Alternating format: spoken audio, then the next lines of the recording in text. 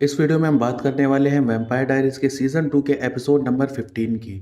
तो एपिसोड की शुरुआत होती है जहां पर हम देखते हैं कि एलिना गिलबर्ट की जर्नल पढ़ रही होती है और उसे एक फ्लैशबैक दिखता है। वहीं फ्लैशबैक में हम देखते हैं जहां पर गिलबर्ट अपनी वाइफ से कह रहा होता है कि उन्होंने सारे वैम्पायर्स को चर्च में डालकर जला दिया और शायद से अब सभी वो लोग सेफ हैं। लेकिन तभी उन्हें घर के बाहर से कुछ आवाज़ सुनाई पड़ती है, जो सुनकर जॉनथन बाहर निकलता है और उसका गिलबर्ट डिवाइस मूव करने लगता है और तभी उन पर एक वैम्पायर अटैक करता है, जो कि कोई और नहीं बल्कि था स्टेफन सेल्वाटोर। स्टेफन अटैक करके जॉनथन की वाइफ को मार देता है और बाद में जॉनथन को भी मार देता है।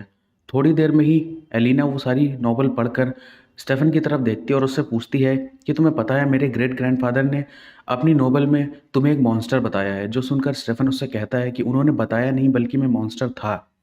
ये सुनकर अलीना काफ़ी शॉक्ड हो जाती है। वहीं सीन चेंज होता है और दूसरी तरफ हमें देखने को मिलते हैं जहाँ जेना एलाइजा के साथ में घूम रही होती है और एलाइजा उसे टाउन की हिस्ट्री के बारे में काफ़ी कुछ बता रहा होता है। तभी वहाँ एलारिक पहुँच जाता है और एलारिक एलाइजा को देखकर काफ़ी शॉक्ड रह जाता है। वहीं एलारिक उनसे कहता है कि वो भी हिस्ट्री में काफ़ी ज़्यादा दिलचस्पी रखता है और उन्हें ज्वाइन करना चाहता है। वहीं एलाइजा जेना से पूछता है कि तुम यहाँ इसको बुला सक चुकी हो पहले या फिर ये अपने आप आया? जिस पर जेना कहती है कि उसने उसको यहाँ का एड्रेस बताया था और तभी एलारिक यहाँ आ पाया है।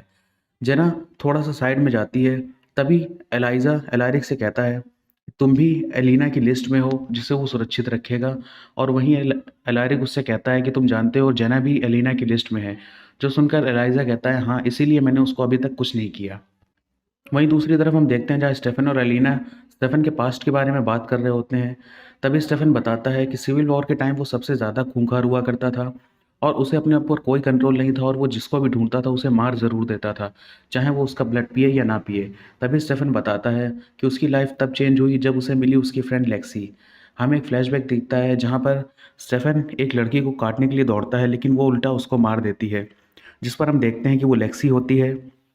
लेक्सी स्टेफन को संभालती है और उससे कहती है कि तुम वैम्पायर्स का नाम खराब कर रहे हो और तुम बिना ब्लड पिए ही किसी को भी मार देते हो ऐसे ही, और तुम्हें खुद पर कंट्रोल करना सीखना होगा।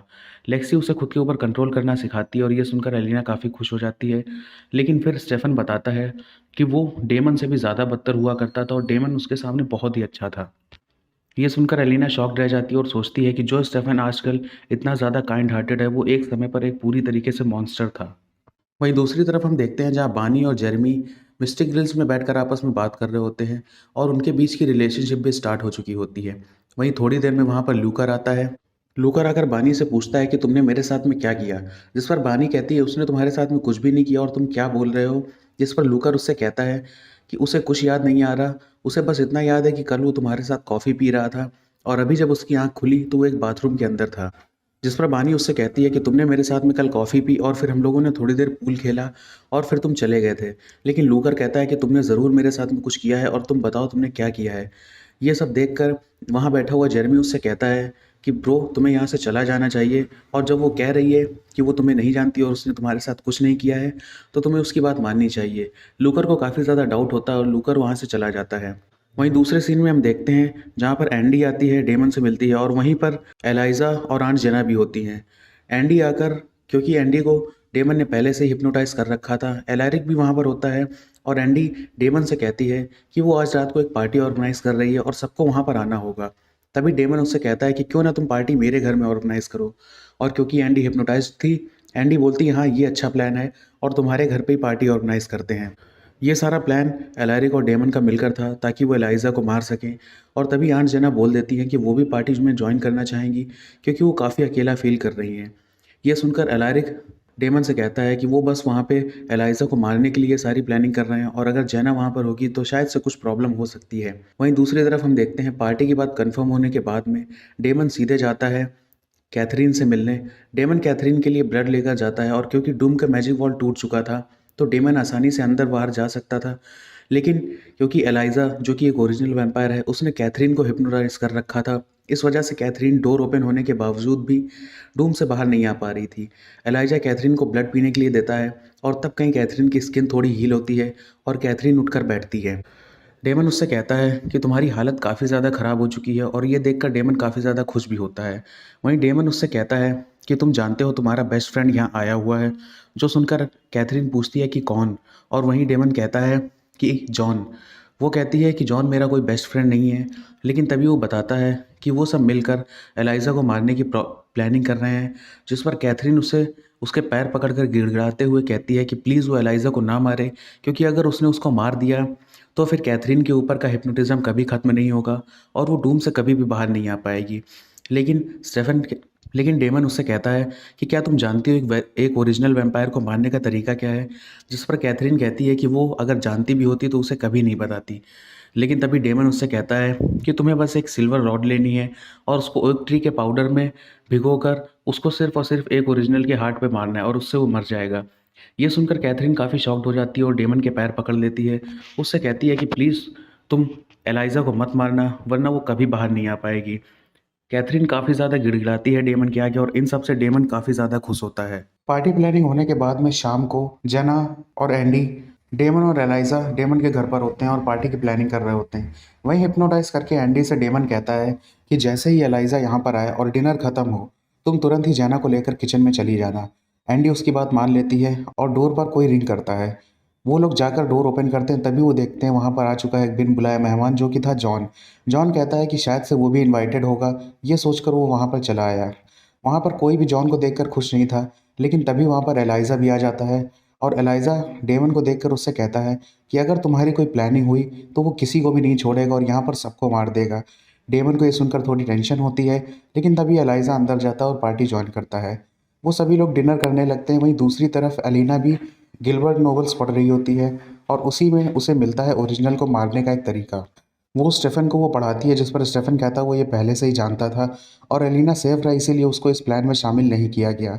वो लोग आगे नॉवल को पढ़ते हैं जहाँ लिखा था कि अगर उस डैगर को किसी सुपरनैचुरल चीज़ ने और ओरिजिनल वैम्पायर के मारा तो वो सुपरनैचुरल पर्सन भी मर जाएगा। ये सुनकर स्टेफ़न काफ़ी ज़्यादा टेंशन में आ जाता है और डेमन को कॉल करता है, जो कि नहीं लगता।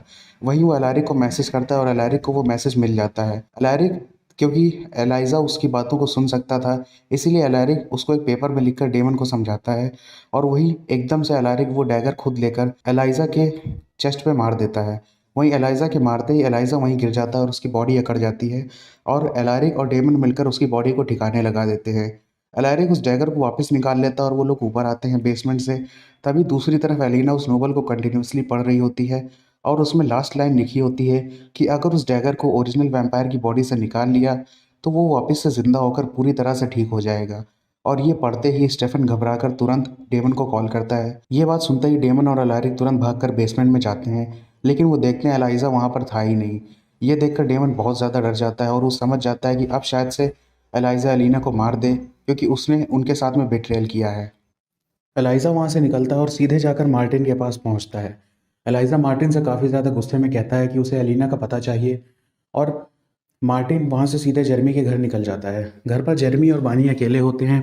वहीं वो बानी जेरेमी को कुछ मैजिक ट्रिक्स दिखा रही होती है। मार्टिन घर पहुँचता है और बानी से कहता है कि तुमने मेरे बेटे को भी बहुत हार्म किया है और अब मुझे चाहिए कि एलिना कहाँ पर है और तुम मुझे उसका पता बताओ। वहीं जेरेमी आता है, लेकिन तभी वो मार्टिन जेरेमी को उठाकर पटक देता है और दूसरी तरफ बानी की सारी पावर्स को एब्जॉर्ब कर लेता है। एलाइज़ा को एलिना का पता चल चुका होता है और वो उस लेक हाउस के बाहर खड़ा होता है। ये सब एलिना देख लेती है और एलिना स्टेफ़न काफ़ी ज़्यादा डर जाते हैं। एलिना स्टेफ़न से बात करने लगती है कि वो बाहर नहीं निकलेगी और क्योंकि एलाइज़ा इनवाइटेड नहीं है, वो अंदर नहीं आ सकता है। लेकिन एलाइज़ा उतनी दूर से भी वो बातें सुन लेता है और कहता है कि मैं यहाँ पर हमेशा इंतज़ार करूँगा और तुम कभी ना कभी तो बाहर आओगी ही। जिस पर एलिना उससे कहती है कि वो उसके साथ में एक डील करेगी। भले ही उसके फ्रेंड्स ने उसको चोट पहुँचाने की कोशिश की है, लेकिन वो उसके साथ में एक लास्ट डील करेगी जिसमें वो उसके फ्रेंड्स को नहीं मारेगा। जिस पर एलाइज़ा कहता है कि तुम डील के लायक नहीं हो और वहीं एलिना कहती है कि ठीक है, फिर मैं खुद को मार दूँगी या फिर वैम्पायर में कन्वर्ट हो जाऊँगी, जैसे कैथरीन ने किया था। एलाइज़ा कहता है कि तुम ऐसा कुछ भी नहीं करोगी और स्टेफ़न तुम्हें बचा लेगा। लेकिन तभी एलिना अपने आप को एक खंजर मार लेती है, जिससे एलिना का काफ़ी ब्लड निकलने लगता है। ये देखकर एलाइज़ा कहता है ठीक है, मैं तुम्हारी बात मानने के लिए तैयार हूँ, लेकिन तुम्हें बाहर आना होगा ताकि मैं तुम्हें हील कर सकूँ। एलिना बाहर निकलती है और एलाइज़ा के पास पहुँचती है, लेकिन एलिज़ा के पास पहुँचते ही एलिना एलाइज़ा की वो डैगर मार देती है और एलाइज़ा उस बिट्रेयल को देखकर काफ़ी खुश नहीं होता है और एलाइज़ा तुरंत ही ज़मीन पर गिर जाता है और उसकी मौत हो जाती है। वहीं हम देखते हैं अंदर से स्टेफ़न और डेमन बाहर निकलते हैं और डेमन वहाँ पहले ही पहुँच चुका था उस डैगर को लेकर और वो लोग उसकी बॉडी को ठिकाने लगाते हैं और उसकी बॉडी से मूनस्टोन निकाल लेते हैं। डेमन कहता है कि मेरी सलाह मानो तो इसकी बॉडी से ये डैगर फिर कभी मत निकालना। वहीं दूसरी तरफ हम देखते हैं जहाँ डेमन, स्टेफन और अलीना आपस में बात कर ही रहे होते हैं और वो लोग अपने घर पहुंच चुके होते हैं। तभी उन्हें शावर में से किसी की आवाज़ आती है, जिस पर डेमन कहता है कि एंडी तुम अभी तक यहाँ पर हो, और वो शावर में चेक करता है जाके, तो उसे वहाँ पर मिलती है कैथरीन। वो सब कैथरीन को देखकर काफ़ी ज़्यादा शॉक्ड रह जाते हैं। डेमन कैथरीन से पूछता है कि तुम आखिर डूम से बाहर आ कैसे गई, जिस पर कैथरीन उससे कहती है कि मैं जानती थी तुम वही करोगे जो मैं तुमसे करने को मना करूंगी, और इसका फ़ायदा उठाकर उसने तुम्हें एलाइज़ा को ना मारने के लिए कहा, और उस तुमने एलाइज़ा को मार ही दिया। वो कहती है कि ओरिजिनल वैम्पायर्स मर नहीं सकते हैं, बस कुछ टाइम के लिए उन्हें मारा जा सकता है, वो बाद में ज़िंदा हो ही जाते हैं। और वो कहती है जब तक वो मरे होते हैं तब तक उनके सारे के सारे हिप्नोटिज़्म जो उन्होंने अदर वैम्पायर्स के ऊपर किए होते हैं, वो सारे के सारे हट जाते हैं, और जिससे मेरे ऊपर का भी हिप्नोटिज़्म हट गया और मैं वूंड से बाहर आ पाई। वहीं दूसरी तरफ हम देखते हैं जहाँ पर एलारिक और जॉन में बहस हो रही होती है, जिस पर जॉन उससे कहता है कि ये रिंग मेरे भाई की है और तुम्हें ये रिंग मुझे वापस कर देनी चाहिए। एलारिक काफ़ी गुस्से में वो रिंग को निकाल कर टेबल पर रखता है और कहता है तुम इसे ले लो, शायद से तुम्हें इसकी ज़्यादा ज़रूरत पड़ेगी, क्योंकि डेमन जानता है तुमने उसको बिट्रे किया है और वो तुम्हें छोड़ेगा नहीं। और ये सुनकर जॉन की काफ़ी ज़्यादा हालत ख़राब हो जाती है और बहुत ज़्यादा डर जाता है। वहीं दूसरी तरफ हम देखते हैं कैथरीन उनसे कहती है कि वो चाहती तो यहाँ से भाग जाती और उन्हें पता भी नहीं चलता, लेकिन क्योंकि वो एलिना को बचाने में उनकी हेल्प करना चाहती है, इसी वजह से वो यहाँ रुकी है और वो पूरी मदद करेगी एलाइजा, क्लॉस और ओरिजिनल से एलिना और उनके सारे फ्रेंड्स को बचाने की। डेमन उसकी बातों पर भरोसा नहीं करता है, लेकिन कैथरीन काफ़ी ज़्यादा फोर्स करके उनको अपनी बात पर भरोसा दिलाती है। और इसी के साथ में वैम्पायर डायरीज के सीज़न 2 का एपिसोड नंबर 15 खत्म होता है। अगर आपको वीडियो अच्छा लगा हो तो वीडियो को लाइक कर देना, चैनल को सब्सक्राइब कर देना, और मैं मिलता हूँ आपसे नेक्स्ट वीडियो में। तब तक के लिए गुड बाय।